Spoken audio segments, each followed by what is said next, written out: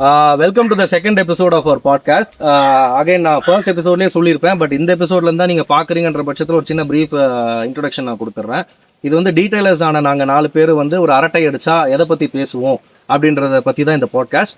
அதில் வந்து கஸ்டமர்ஸான நீங்கள் கேட்ட கேள்விங்களை வந்து ஷார்ட் லிஸ்ட் பண்ணி கிளப் பண்ணி இந்த எபிசோட நாங்கள் ஒரு சீரீஸாக லான்ச் பண்ணியிருக்கோம்.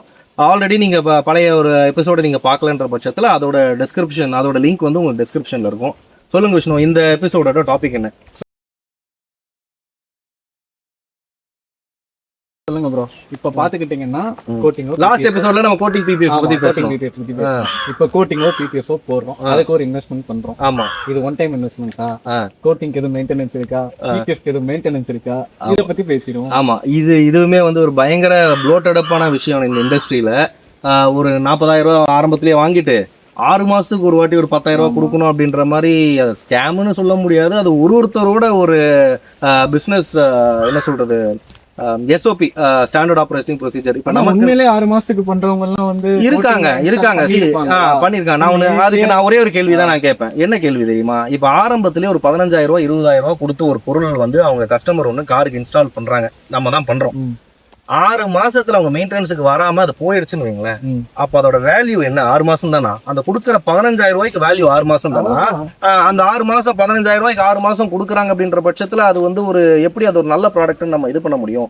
ஸோ அதனால என்னோட ஆஸ் அ டீட்டெயிலராக இப்போ எங்களோட இது என்னன்னு நீங்க பாத்தீங்கன்னா, இப்போ நீங்க ஒரு 2 இயர்ஸ் கோட்டிங் எடுக்கிறீங்கன்னு வைங்க.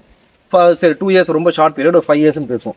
ஒரு 5 இயர்ஸ் கோட்டிங் எடுக்கிறீங்கன்ற பட்சத்தில் நீங்கள் அது நல்ல பிராண்ட், ஒரு ரெப்யூட்டடான டீடைலிங் ஸ்டுடியோவில் ஒரு ரெப்யூட்டடான பிராண்ட் கோட்டிங் நீங்கள் எடுக்கிறீங்கன்ற பட்சத்தில் நீங்கள் என்ன ஒரு கொடூரமாக அதை மெயின்டைன் பண்ணாலும், டிரைவரை போட்டு தொடச்சாலோ, செக்யூரிட்டி போட்டு தொடச்சாலோ, டெய்லி டிரைவன் காராக இருந்தாலும், பீட்டர் காராக இருந்தால் கூட ஒரு நல்ல பிராண்ட், மரத்துக்கடியிலேயே நிப்பாட்டினாலும், கரெக்ட், ரொம்ப ரொம்ப இம்பார்ட்டன்ட் அது. ஆமாம், அந்த மாதிரி இந்த கார் கூட ஒரு 3 வருஷம் அது வந்தே தீரும், ஈவன் வித்தவுட் மெயின்டெனன்ஸ். இதுதான் உண்மை. அது வந்து நிறைய பேர் சொல்லிக்கிறது கிடையாது.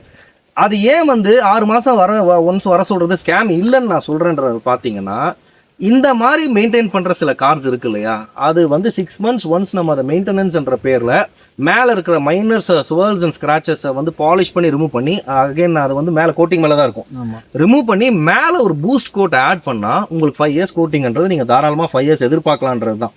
நம்ம எப்பவுமே அண்டர் ப்ராமிஸ் தான் பண்ணுவோம். 5 இயர்ஸ் கோட்டிங்க போட்டு நம்ம என்ன 5 வருஷம் கோட்டிங், சில பேர்லாம் சொல்லுவாங்க 5 வருஷம் சார், நீங்க அது ஒரு 7-8 வருஷம் வரும். அதெல்லாம் ஒன்றும் கிடையாது. நீங்க மெயின்டைன் பண்ணல அப்படின்ற பட்சத்தில் ஒரு 5 வருஷம் கோட்டிங், ஒரு 3 வருஷம் வரும்.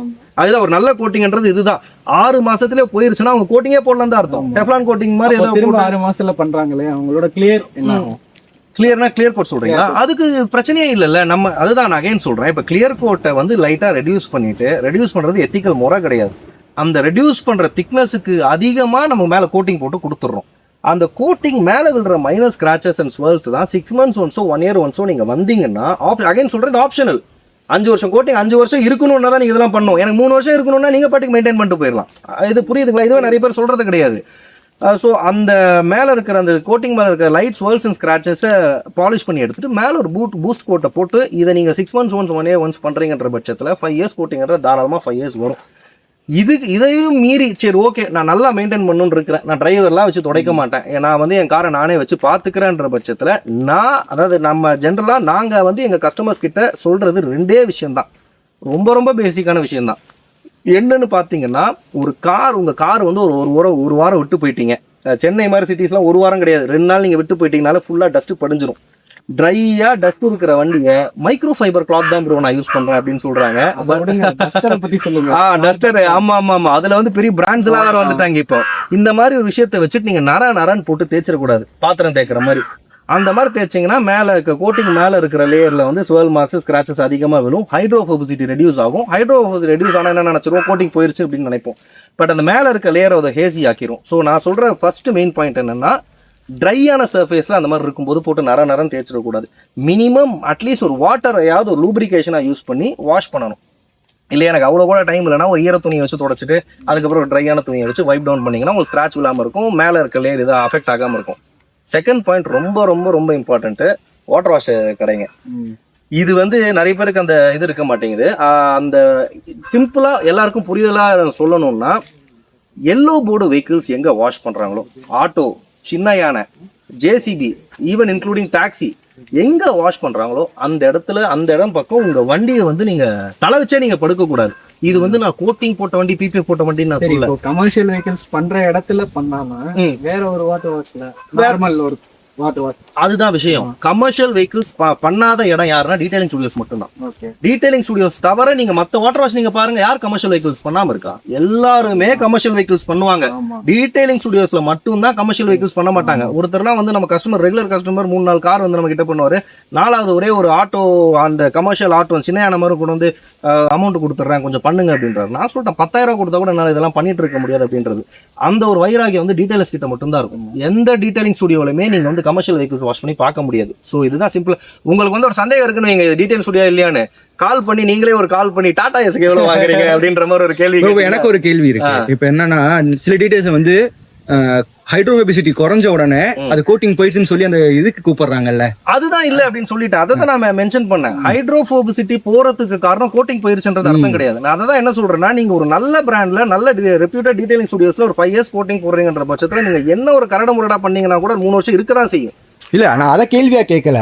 டீடைல்ஸ் வந்து வச்சு ஒரு பிசினஸ் பண்றாங்கல்ல, அத பத்தி சொல்லுங்க. நான் சொல்றேன், அந்த ஹைட்ரோபோபிசிட்டி பூஸ்ட் பண்ணி கொடுக்கிறதுக்குனே ப்ராடக்ட்ஸ் எல்லாம் இருக்கு. சும்மா 6 மாசத்துக்கு ஒரு வாட்டி கூப்பிட்டு வண்டியை வாஷ் மட்டும் டீகன்டாமினேஷன் வாஷ் பண்ணி பீட் பூஸ்டர் அப்படின்ற ப்ராடக்ட்ஸ் வச்சு ஸ்ப்ரே சும்மா அடிச்சு விட்டு பாருங்க சார் ஹைட்ரோபோபிசிட்டியை வந்து ரிட்டைன் பண்ணி கொடுத்துட்டோம் அப்படிலாம் சொல்றாங்களா இருக்காங்க. யாரும் எக்ஸ்போர்ட் இத பண்ணி எல்லாம் போட்டு பண்ணிக்கிட்டு இருக்காங்க. அதான் நான் சொல்லிட்டு இருக்கிறேன். சோ அதான் இது ரொம்ப என்ன சொல்றது, ஒரு ஷேடியான நிறைய விஷயம் இருக்கு இந்த இண்டஸ்ட்ரியில.